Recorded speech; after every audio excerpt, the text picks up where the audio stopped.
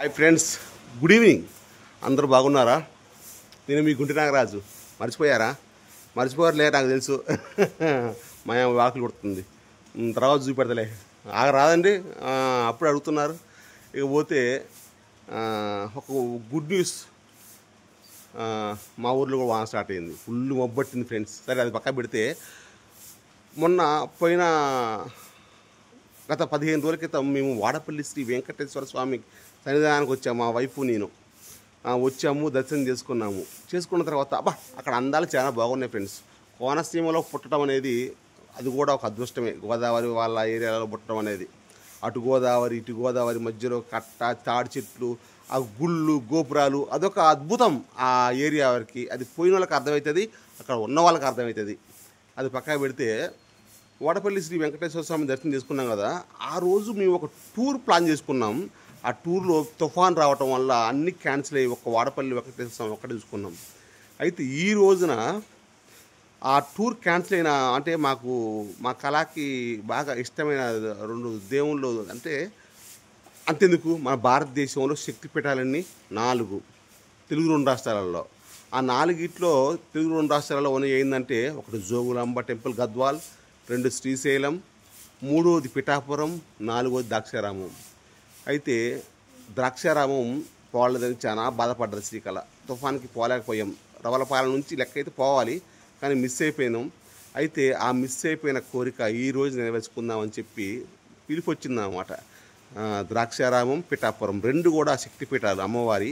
14 శక్తిపీఠాలలో 2 శక్తిపీఠాలు అక్కడే ఉన్నాయి అన్నమాట. కాకినాడ పక్కన ఉంటాయి. ఒక 40 కిలోమీటర్లు 30 కిలోమీటర్ల దూరంలో ఉంటాయి. గూగుల్లో కొట్టిన వస్తుంది. రేపు బయలుదేరి వస్తున్నాం. శ్రీకళ, నేను ఒక ఇద్దరు. ఇక అప్పటికప్పుడే కాబట్టి ట్రైన్ టికెట్ కూడా సరిగ్గా దొరకవు మాకు. దొరికినా దొరకకపోయినా పక్క పెడితే మేము ఇబ్బంది అయినా సరే రైల్లో ప్రయాణం చేస్తూ ఉంటాం. ఎందుకంటే అప్పుడు చాలామంది రిజర్వేషన్ చేయించుకోవచ్చు కదా అంటారు. ఒక నెల ముందో, 15 రోజుల ముందో, వారం ముందో అనుకుంటే రిజర్వేషన్ చేయించుకోవచ్చు. మేము ఇందాకనే 12 ఎప్పుడు అనుకున్నాం. ఇప్పుడు వీడియో చేస్తున్నా. నైట్ 11-12 గంటలకు ట్రైను బయలుదేరుతాం అన్నమాట. బయలుదేరుతాం. అక్కడ సీట్లు మేము వ్యవసాయం చేసుకుంటూ బతుకునే వాళ్ళం కాబట్టి కిందైనా పనుకోలేస్తాం. సీట్ల కింద అందరూ మా లెక్క ఉండలేవారు. చాలామంది అనుకుంటారు రిజర్వేషన్ చేయించుకో అంటే మేము సింపుల్ అన్నమాట. మేము మట్టిలో ఉండి పెరిగి పుట్టిన వాళ్ళం కాబట్టి సీట్ల కింద అనుకుంటాం. అది మాకు అలవాటు.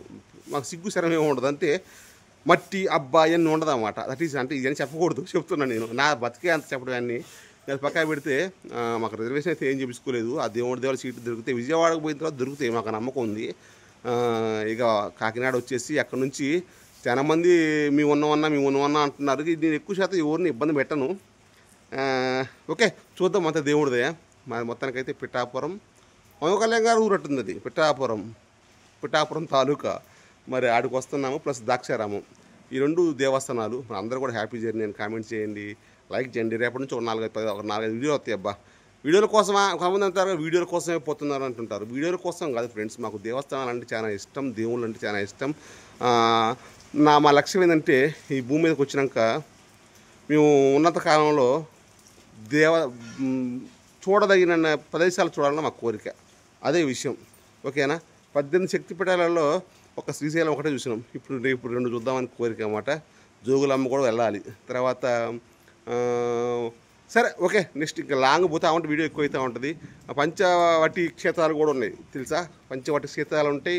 తర్వాత 18 క్షేత్రాలు, 12 జ్యోతిర్లింగాలలో నేను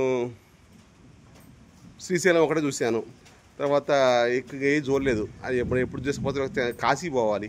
తర్వాత పంచవటి వాటిలలో అది కూడా ఇప్పుడు రేపు ద్రాక్షారామం ఒకటే అనుకో, అటే అట్టుంది. సరే, ఓకే. అందరూ హ్యాపీ జర్నీ అని కామెంట్ చేయండి ఫ్రెండ్స్. మరి మీరు వీటిలలో ఏం చూశారు? 18 శక్తిపీఠాలలో, 12 జ్యోతిర్లింగాలలో కామెంట్ చేయండి.